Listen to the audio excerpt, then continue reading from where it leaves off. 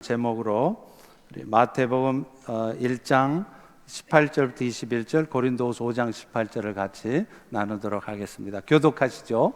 예수 그리스도의 나심은 이러하니라. 그의 어머니 마리아가 요셉과 약혼하고 동거하기 전에 성령으로 잉태된 것이 나타났더니 그의 남편 요셉은 의로운 사람이라 그를 드러내지 아니하고 가만히 끊고자 하여 이 일을 생각할 때 주의 사자가 현몽하여 이르되 다윗의 자손 요셉아 너의 아내 마리아 데려오기를 무서워하지 말라. 그에게 잉태된 자는 성령으로 된 것이라.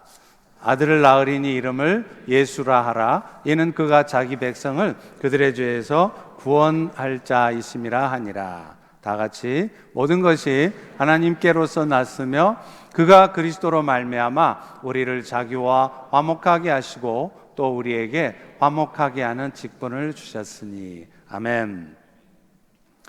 요즘 미국에서는 성탄절에 전통적으로 사용하던 Merry Christmas라는 말보다 Happy Holiday라는 말을 더 많이 씁니다. 오늘날 세상은 성탄절을 더 이상 예수님의 탄생을 기념하는 날로 이해하지 않고요, 그저 연말의 휴가 정도로 이해하고 있는 것이죠.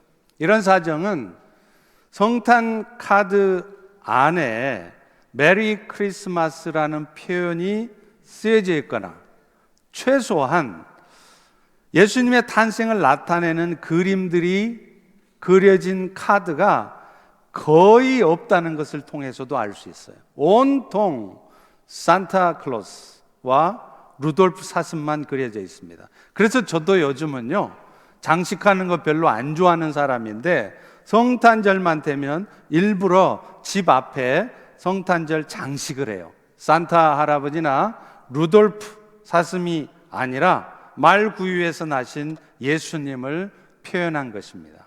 최소한 우리 동네 사람들이라도 성탄의 의미를 알게 하고 싶었기 때문입니다.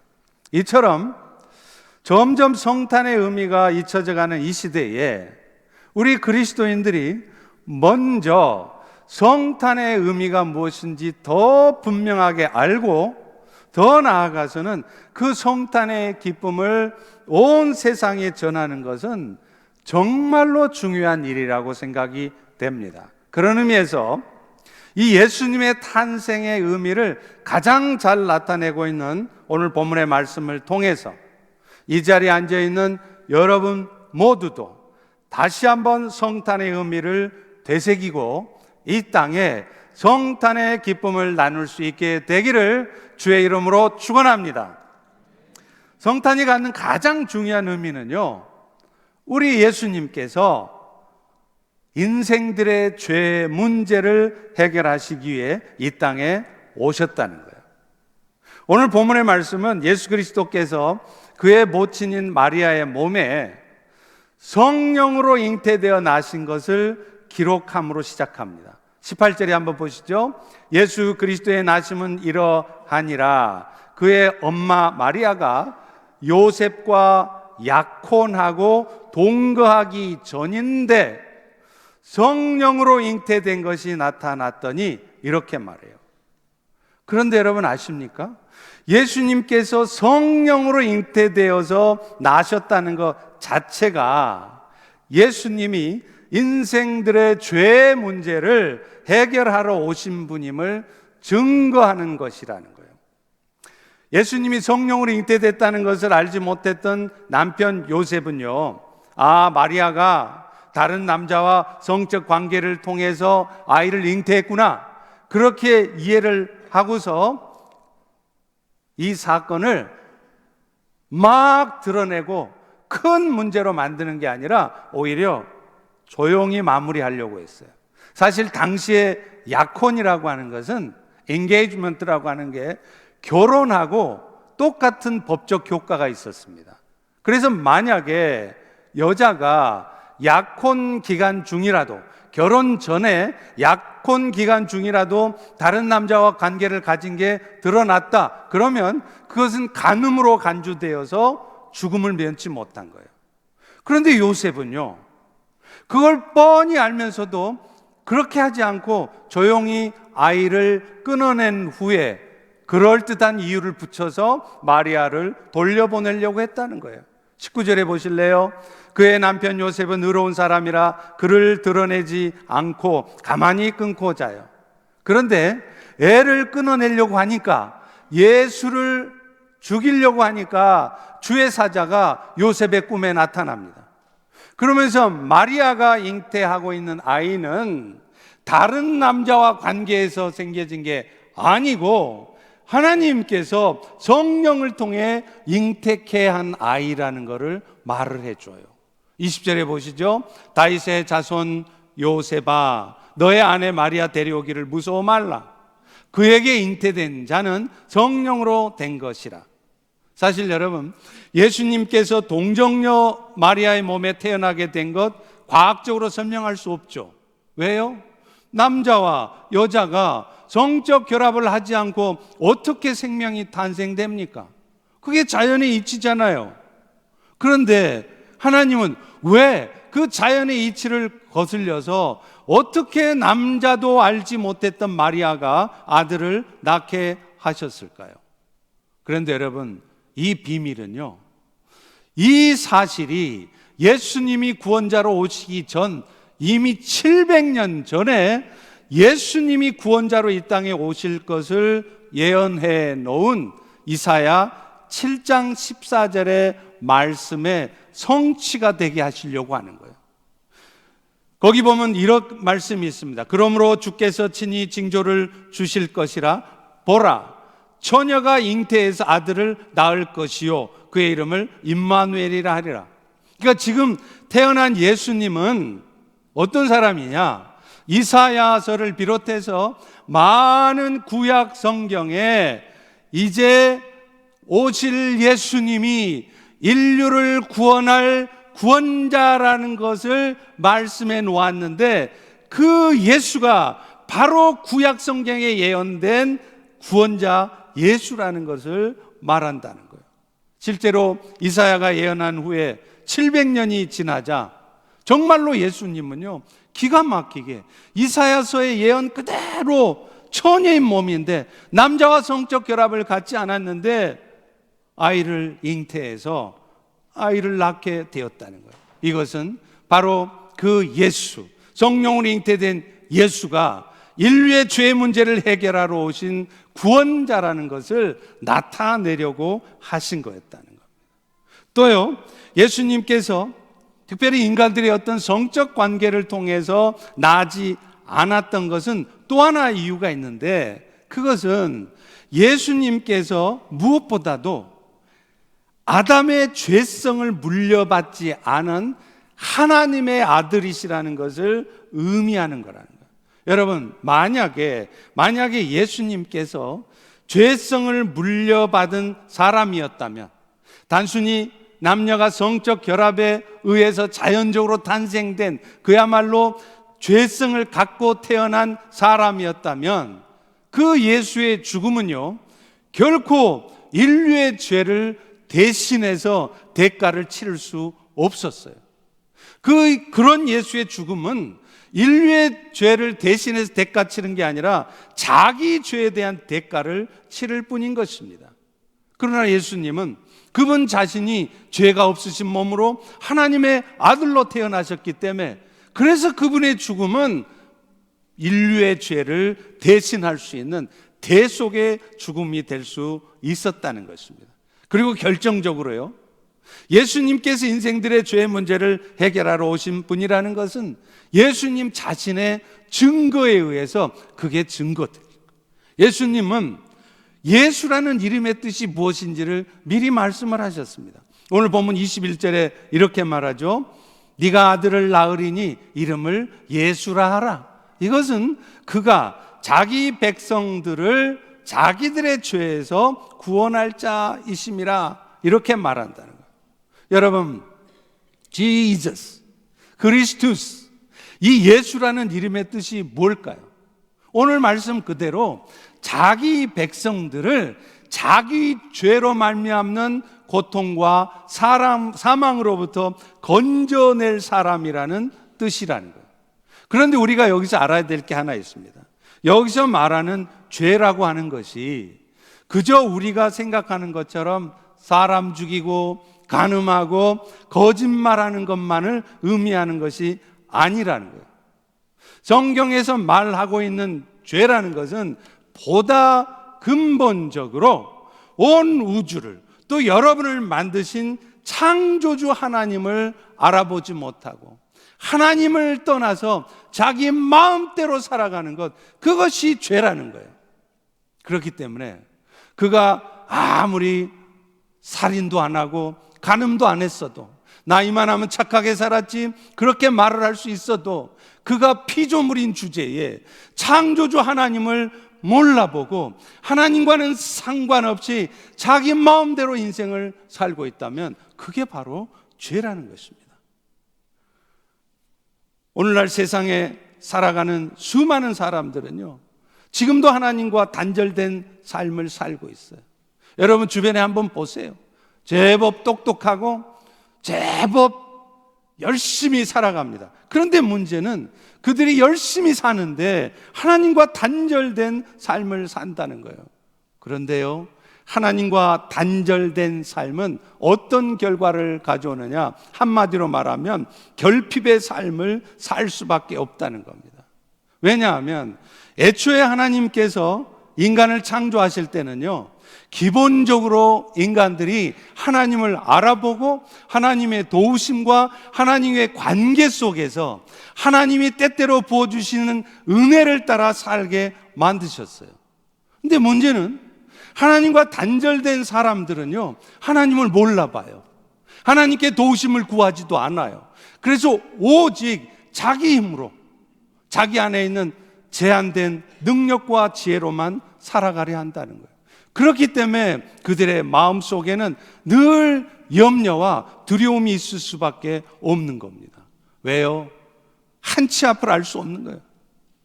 이제 금년에는 경기가 좋아서 비즈니스 잘 됐는데 내년에는 미국 경기가 안 좋아진다는데 어떻게 하나? 한치 앞을 알 수 없는 거예요. 그러니 늘 불안한 것이죠.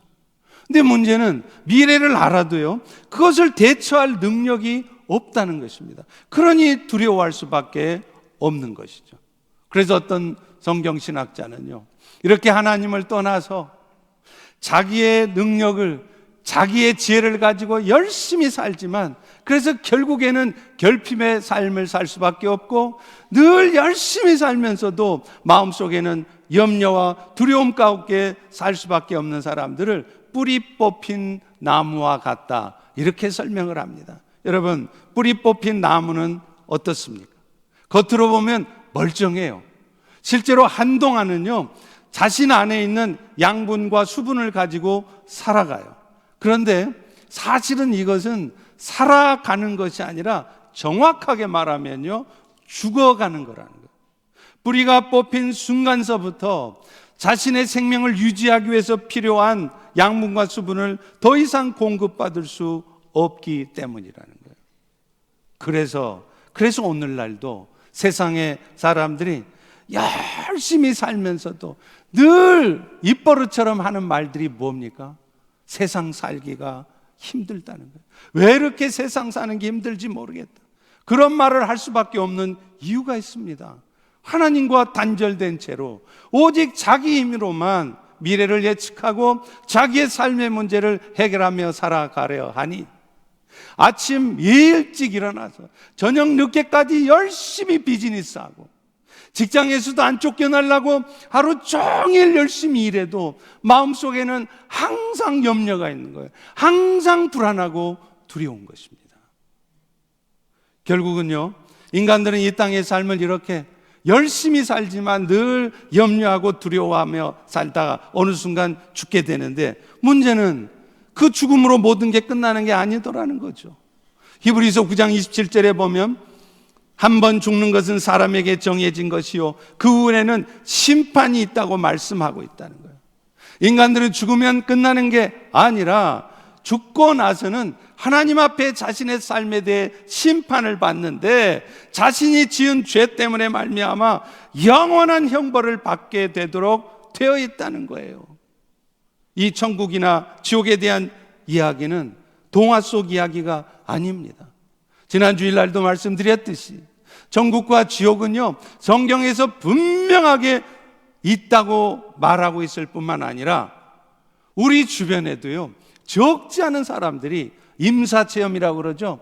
잠시 죽었다 깨어나는 그런 과정을 통해서 실제 지옥을 갔다 온 사람들이 자신의 경험을 증언하는 것이 유튜브 같은 데도 얼마나 많이 있는지 몰라요. 그런데 예수님이 이 땅에 오신 것은 이렇게 하나님과 단절되어서 열심히 살지만 늘 염려하며 두려워하며 살다가 결국에는 영원한 멸망에 빠질 수밖에 없는 인생들이 그 결핍과 죽음으로부터, 고통으로부터 회복될 수 있도록 하기 위해 오셨다는 것입니다. 예수님은 창조주의 영광을 버리시고 사람의 모습으로 오셔서 인류의 죄를 대신 속하기 위해서 십자가의 죽임을 당하셨습니다. 그리고 마침내 그 죄의 결과인 사망을 이기시고 부활하심으로 말미암아 오늘 여러분처럼 그를 믿는 우리들의 모든 죄의 문제를 완전히 영원토록 해결하셨습니다.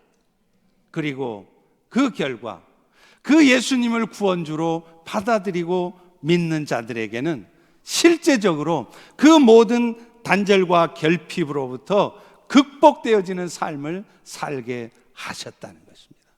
그러니 이 성탄이 우리에게 얼마나 큰 기쁨이며 감사입니까?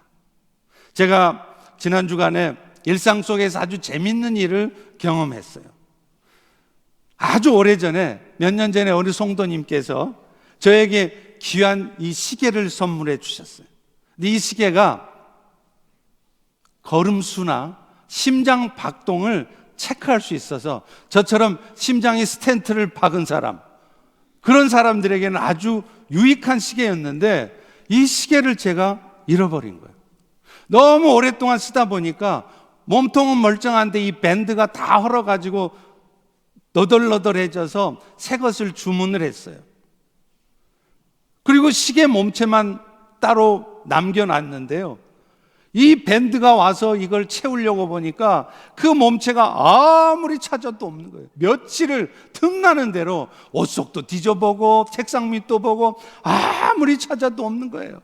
근데 요즘은요 훨씬 더 업그레이드 돼서 이 시계 하나로 이메일도 체크하고요, 전화도 받을 수 있어요. 그런데 저에게는 이것도 너무 쓰기에 불편함 없이 유용하게 잘 써왔던 것입니다. 그런데 문제는 아무리 이걸 계속 쓰고 싶어도 찾을 수가 없으니 이제는 하는 수 없이 새 것을 사야 되겠구나 하고 인터넷에서 검색을 하려고 하는데, 그때 갑자기 무슨 생각이 드냐면 이거를 찾을 수 있도록 기도를 해야 되겠구나. 사실 그때까지는요 이 시계 찾게 해달라고 기도를 안 했어요.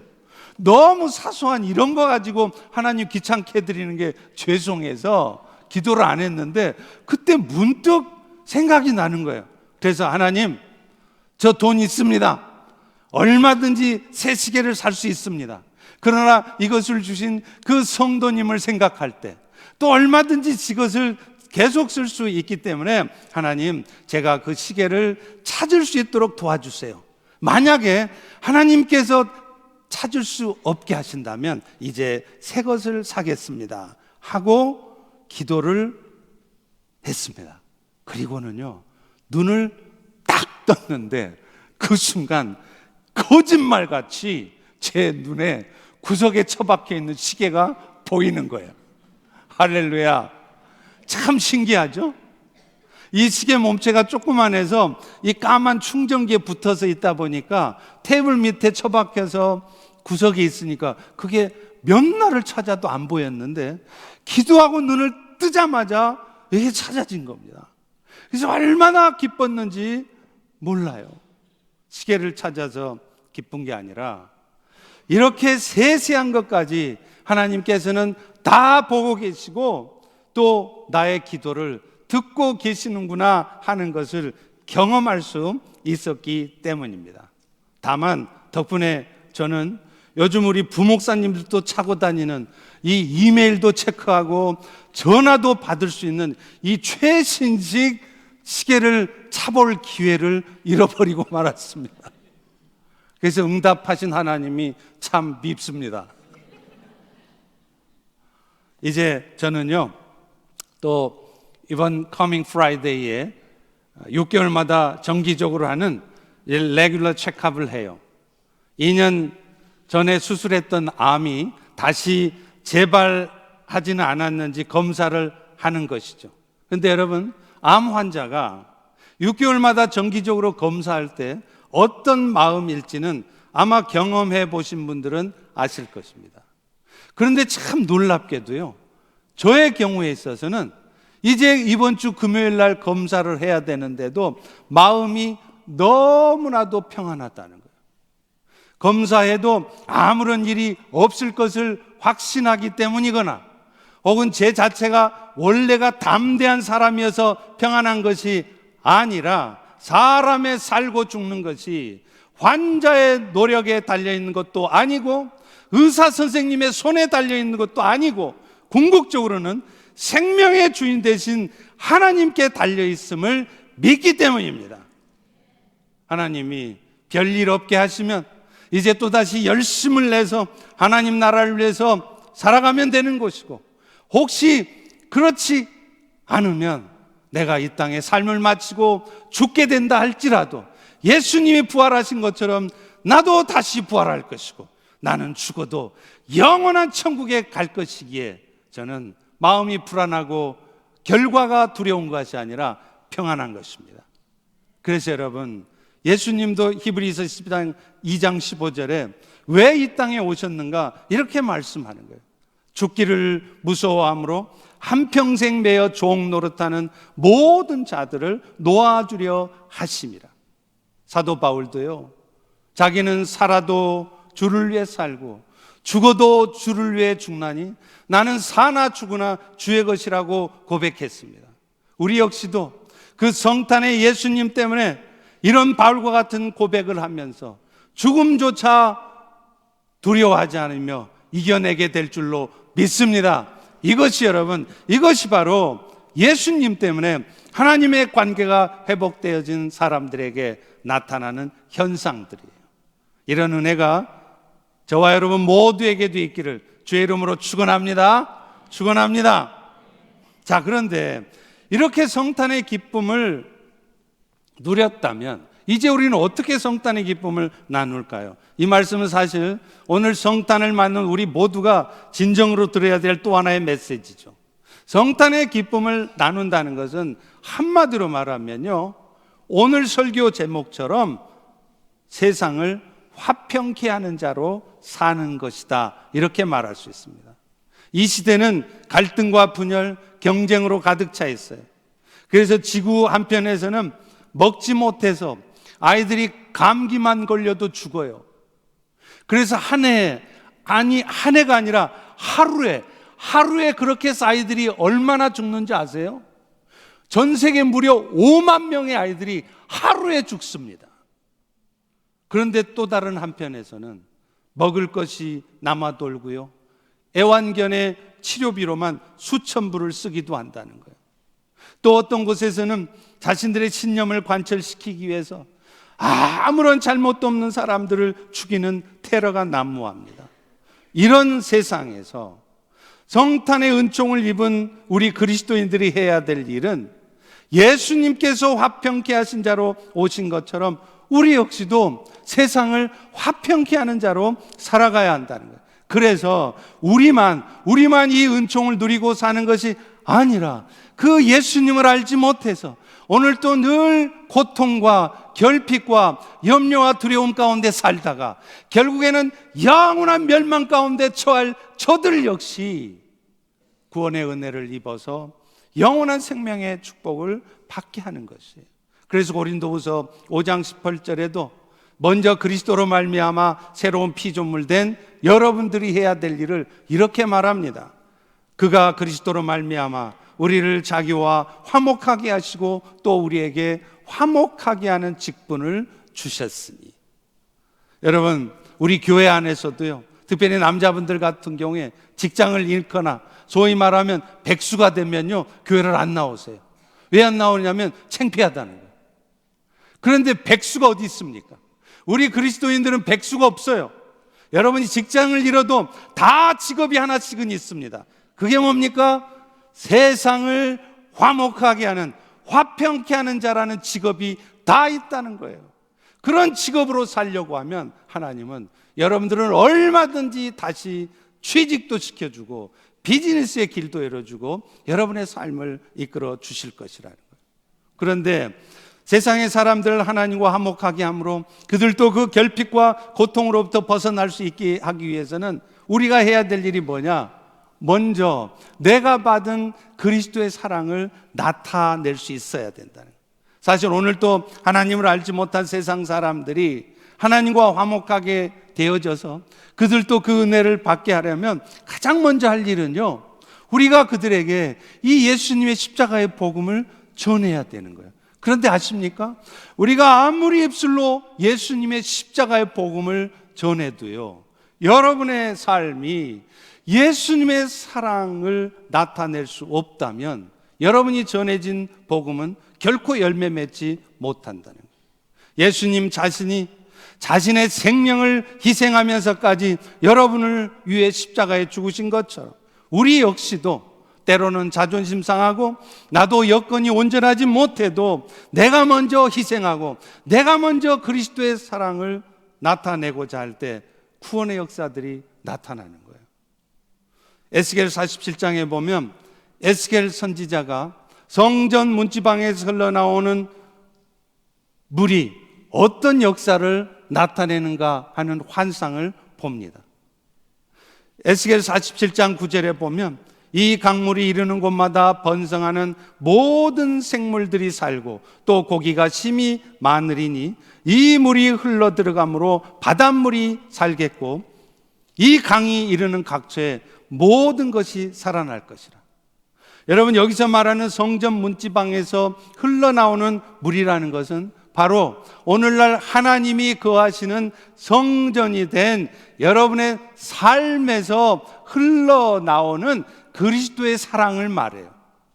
그런데 여러분이 나타내는 그리스도의 사랑, 그 사랑이 어떤 결과를 가져오느냐? 죽은 바다를 살려낸다는 거예요. 고기가 심이 많은 바다로 만든다는 거예요. 알코올 중독, 마약 중독, 성 중독, 게임 중독에 빠져서 도무지 소망이 없는 아이들도, 도무지 인생 망친 것 같은 남편도 이 생명수를 맛보면 살아난다는 겁니다. 회복된다는 겁니다. 하나님은 이 에스겔 47장을 통해 그런 환상을 보여주신 것이에요. 그런데 47장 12절에 보면요, 강 좌우가에 각종 먹을 실과 나무가 끊이지 않고 달마다 새 열매를 맺으리니 그 열매는 먹을만하고 그 잎사귀가 약재료가 되리라, 이렇게 말해요. 여러분, 여기서 말하는 이 약재료라는 단어가 히브리어로 하면 여러분이 너무나 잘 아시는 단어예요. 여호와 라파. 그러니까 치료제 역할을 하는 이파리라는 거예요. 어떤 이파리냐? 여러분이 나타내는 그 그리스도의 사랑을 맛을 본 사람들이 자신의 삶 속에서도 나타내는 그 사랑이 죽은 사람을 살려내고 도무지 변화될 가능성이 없고 완전히 인생 망한 것 같은 사람들을 다시 회복시키는 능력이 있다는 거예요. 할렐루야.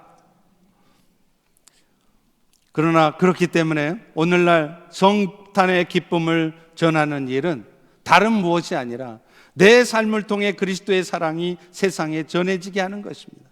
지나고 보면 별것도 아닌 거 가지고 그것 때문에 치열하게 싸우는 것이 아니라 기꺼이 양보하고요, 나도 먹고 살기 힘들지라도 나보다 더 힘든 사람들에게, 더 어렵게 살아가는 사람들에게 나의 것을 드릴 수 있는 것, 이것이 바로 세상을 화평케 하고 그리스도의 사랑으로 그들의 영혼이 살아나게 하는 일이라는 거예요. 금년 초에 저희 교회 다녀가셨던 요엘 목사님이라는 분이 계십니다. 근데 이분이요, 지난주 카톡에다가 저한테 글을 보내오셨어요. 근데 글의 제목이 뭐냐면 파란 눈물이라는 거예요. 제목이 신기하지 않습니까? 그래서 제가 읽어봤어요. 근데 이분은요, 고아들에 대해서 마음이 특별해요. 특별히 북한에 있는 고아에 대한 특별한 마음이 있어서 하여튼 틈만 나면 북한에 들어가십니다. 제가 중국에서 선교사로 사역할 때 저와 같이 사역을 하시다가 추방을 당했어요. 그래서 뉴질랜드로 가셨는데 거기서 시민권을 얻자마자 하여튼 틈만 나면 북한에 가서 그 북한의 고아들을 돌보는 거예요. 그런데 북한 고아원 아이들은요, 대부분 잘 먹지 못하기 때문에 머리를 이게 빡빡 깎고 있는데 온통 머리에 부스럼이 나 있어요. 그리고 잘 못 먹으니까 황달기가 있어서 항상 배가 볼록 불러 있습니다. 그리고 겨울이 되면요, 면역력이 없으니까 겨울 내내 콧물을 질질 흘려서 코밑이 애들이 다 헐어 있는 거예요.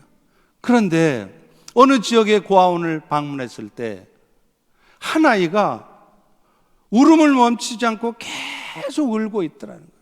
그런데 그 아이의 눈물이 이렇게 눈에서 흘러서 내려오다가 추워서 파래진 입술 위에 걸려 있는데, 그래서 그 눈물이 파란 눈물처럼 보였다고 해서 그것을 쓰셨더라고요.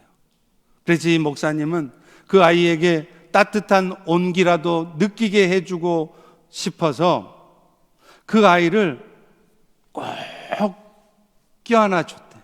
뺨을 맞대면서 온통 콧물, 눈물이 범벅된 아이의 뺨을 맞대며 꼭 껴안아 줬대요. 그랬더니 그동안 사랑의 굶주려 있었는지 주변의 아이들도 자기들도 안아달라고 다 달려들더라는 거예요. 그래서 이 목사님이 한동안을 그 아이들을 가만히 껴안고 있노라니까 그 아이들의 콧물로 범벅이 된 자신의 얼굴에도 하염없이 눈물이 흐르더라는 거예요. 그런데 여러분, 이분이 고아들에 대한 특별한 마음이 있는 이유가 있습니다. 그 자신이 부모에게 버림받은 고아였어요. 그래서 강릉에 있는 어느 전도사님이 운영하는 고아원에서 크면서 그리스도의 사랑을 알고 그래서 자기가 목사가 된 겁니다.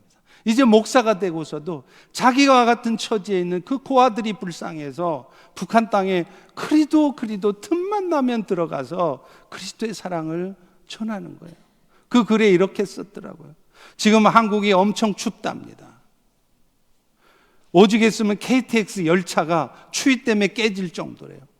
그런데 우리는 그런 상황이 되면 한국이 날씨가 춥구나 그러고 말잖아요. 그런데 이 목사님은 이런 생각이 들더라고요. 남한도 이렇게 추운데 그러면 지금 북한의 아이들은 얼마나 추울까?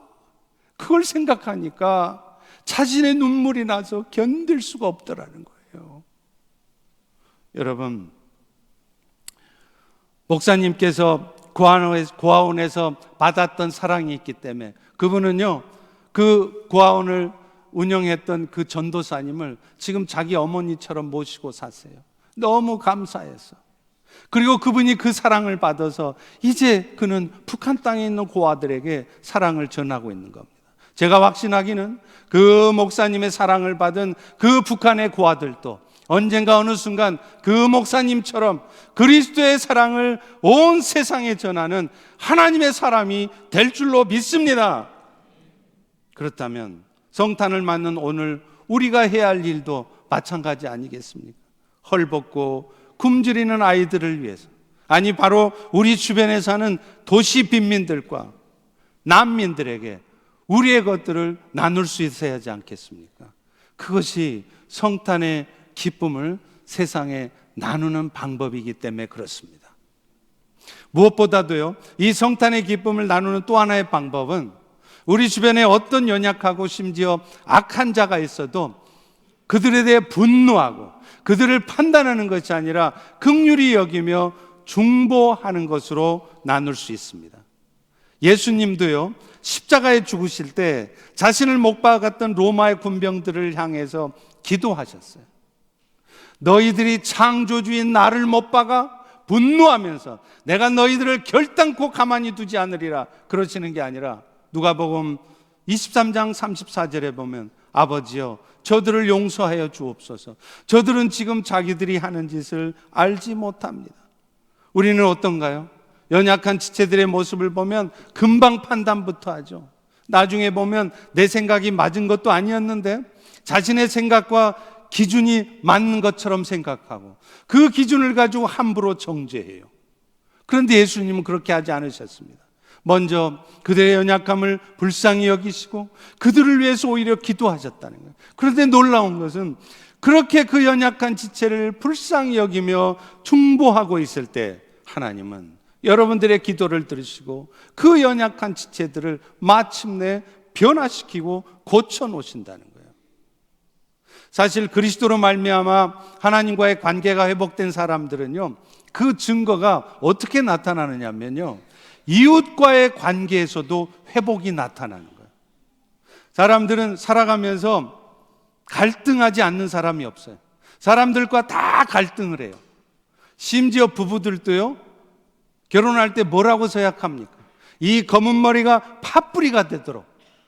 이 말이 무슨 말인지 아세요? 팥뿌리는 하얀색이잖아요. 그러니까 이 머리가 하얗게 셀 때까지 서로 사랑하며 살자고 약속한 부부들도 어느 순간 철천지 원수가 되지 않습니까?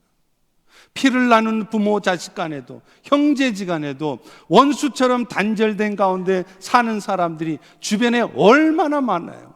아마 이 자리에 앉은 여러분 중에도 상당 부분 가족들과 완전히 단절된 채로 살아가시는 분들이 틀림없이 있을 것입니다. 그런데 왜 그런 삶을 살까요? 이 모든 것들은 결국 하나님을 떠난 인간들이 자기 중심적인 삶을 살기 때문이에요. 사실 죄라는 것도요, 그 죄에 대한 또 다른 표현은 자기 중심적인 삶입니다. 우리는 아무리 객관적으로 판단한다고 하지만 결국에는요, 자기가 중심이 되어 있어요. 그래서 자기 기준으로 볼 때 옳은 것은 옳은 것이 되지만 자기의 기준으로 볼 때 잘못된 것은 나중에 보면 그것이 설사 옳은 것이었다 할지라도 잘못된 것이 되고 마는 거예요. 그러니 이런 자기 중심적인 사람들이 서로 살아갈 때 부딪히며 살지 않는 것이 기적인 것입니다. 저는 사람들 중에요, 주로 이런 말 하는 사람들을 별로 신뢰하지 않습니다. 목사님, 저희 부부는요 평생 싸운 적이 없어요. 저희들은 행복하게 안 싸우고 잘 살고 있습니다. 거짓말 마세요. 저는 신혼여행 간 첫날부터 싸웠습니다. 그리고 그 싸움은 지금까지 지칠 줄 모르고 계속되고 있어요. 횟수만 줄어들었을 뿐이죠. 자기 중심적인 인생들이 함께 사는데 왜 부딪힘이 없겠어요? 그래서 여러분, 교회 공동체 안에도 싸움이 많은 거예요. 공동체 안에 싸움이 있고 분열이 있는 것 이상하게 생각하지 마세요. 부족한 인간들, 죄 많은 인간들이 모인 공동체이기 때문에 어쩔 수 없는 것입니다. 그런데 그리스도로 말미암아 하나님과의 관계가 회복된 사람들은 그런 깨어진 사람들과의 관계도 화평케 되는 일이 일어난다는 거예요. 왜 그럴까요? 자기 중심적인 삶을 버리게 되기 때문이에요. 모든 것을 내가 기준이 되어서 판단하고 말하고 행동하는 것이 아니라 철저히 예수님의 시각에서 혹은 하나님의 마음으로 바라보기 때문이라는 거예요. 그러므로 여러분도 여러분 주변에 좀 마음에 안 드는 분이 계세요? 여러분 눈에 보이기에 상당히 심각하게 틀린 것 같고 문제가 있어 보이는 사람이 있습니까? 그럴 때 여러분 함부로 생각하고 판단하고 말하지 마십시오. 먼저 생각하십시오. 지금 이 순간 예수님이라면 예수님은 저 사람을 어떻게 보고 계실까? 하나님은 저 사람을 향하여 어떤 마음을 갖고 계실까를 먼저 생각하고 말씀하십시오. 그러면 지금처럼 함부로 여러분 판단하고 정죄하는 말은 하지 않게 될 것입니다. 그 대표적인 예가 누가복음 19장에 나오는 삭개예요. 삭개오도 하나님과 단절된 삶을 살았을 때는 그 역시 자신의 제한된 능력으로 살다 보니까 이웃들과 관계가 단절되어 있어요. 이웃들 역시도 그런 자신들을 착취하는 이 삭개오를 좋아할 리가 없죠. 멸시했습니다. 그런데요, 그랬던 그가 예수님을 제대로 만나니까 어떻게 됩니까? 하나님과 올바른 관계가 회복되자 어떤 변화가 일어납니까? 누가복음 19장 8절에 삭개오는 이렇게 말합니다. 주님, 내 소유의 절반을 가난한 자들에 주겠사오며 만일 남은 것을 빼앗은 일이 있으면 4배나 갚겠습니다. 이웃을 증오하고 착취하던 관계가 회복되었어요. 예수님을 통해 하나님과의 관계가 회복된 사람은 자기 중심적인 생각과 삶을 버리게 되고 그 결과 사람들과도 화평케 되어진다는 것입니다. 오늘 여러분도 성탄의 기쁨을 누리시되 여러분의 삶에도 사람들과 화평케 되어지고 그 화평케 하는 삶을 사는 여러분 모두가 되시기를 기원합니다. 지지난주에 제가 세계선교전략교회에 참석하면서 한국에서 오신 그 KWMA 이사 목사님과 대화하는 가운데 참 많은 은혜를 받았어요. 이 목사님은요, 현재 한국에서 성도들이 수천 명이 되는 대형 교회를 이끄시고 있습니다. 그런데 이분이 처음 목회 시작할 때는 정말 힘들었대요. 몇 년 동안을 개척하고 나서 열심히 교회를 섬겨도 성도들은 늘어나지를 않더래요. 그나마 몇 가정 되지도 않는 상황에서 그 중에 절반이 교회를 떠나게 되었다는 겁니다. 목사님은 그 일이 벌어지니까 그러면 안 된다는 것을 잘 알았지만 한동안을 자신을 힘들게 하고 떠났던 그 성도들이 너무 밉더라는 거예요. 그래서 한 번은 하나님께 눈물을 흘리며 하소연을 하며 기도를 하는데 하나님이 갑자기 큰 음성으로 그렇게 말씀하시더래요. 너는 나를 사랑하지 않는구나. 그러자 목사님은 깜짝 놀라서 아니 주님, 제가 주님을 얼마나 사랑하는데요, 주님을 정말 사랑하기 때문에 이렇게 내가 힘들어도 끝까지 목회하고 있지 않습니까? 그랬더니 하나님께서 너의 형제를 사랑하지 않는 것이 곧 나를 사랑하지 않는 것이란다 하시더라는 거예요. 이 목사님은 이 하나님의 음성에 충격을 받고 그 자리에서 눈물로 회개하고 그때부터 떠나간 성도들을 축복하기 시작했습니다. 그리고 그때부터 놀랍게 교회는 성장하기 시작해서 지금은 성도 수가 5천 명이 넘는 대형 교회가 되어 있어요. 요한일서 4장 11, 20절에 이렇게 말합니다. 하나님이 이같이 우리를 사랑하셨은즉 우리도 서로 사랑하는 것이 마땅하다. 누구든지 하나님을 사랑하노라 하고 그 형제를 미워하면 이는 거짓말하는 자니 보이는 바 형제를 사랑하지 않는 자가 보지 못하는 바 하나님을 사랑할 수 없느니라. 사랑하는 성도 여러분, 형제 사랑은 그가 사랑받을 자격이 있어서 사랑하는 것이 아닙니다. 그가 자신의 잘못을 인정하고 진실로 회개했기 때문에 하는 것도 아닙니다. 우리가 예수님을 통해 받은 사랑이 너무나 크기 때문입니다. 그 사랑을 기억할 때 우리는 기꺼이 손해도 봐줄 수 있고요, 기꺼이 자존심도 상할 수 있고요, 기꺼이 왼수 같은 인간도 용서해 줄 수 있는 것입니다. 그것이 하나님을 사랑하는 것이고 이 험한 세상에 그리스도의 사랑을 나타내므로 세상을 화평케 하는 것입니다. 여러분 모두에게도 그런 은혜가 있기를 주의 이름으로 축원합니다. 기도하겠습니다. 하나님, 오늘 또 귀한 은혜 주셔서 이 성탄을 맞이해서 우리가 어떻게 하나님의 사랑을 증거하고 나타내야 할까 알게 하시니 감사합니다. 이 시간 오늘 들려진 말씀을 기억하며 먼저는 성탄의 기쁨을 누리게 하시고 그 성탄의 기쁨을 나누는 우리 모두가 되게 도와 주시옵소서. 예수님의 이름으로 기도합니다. 아멘. 우리 다 일어나셔서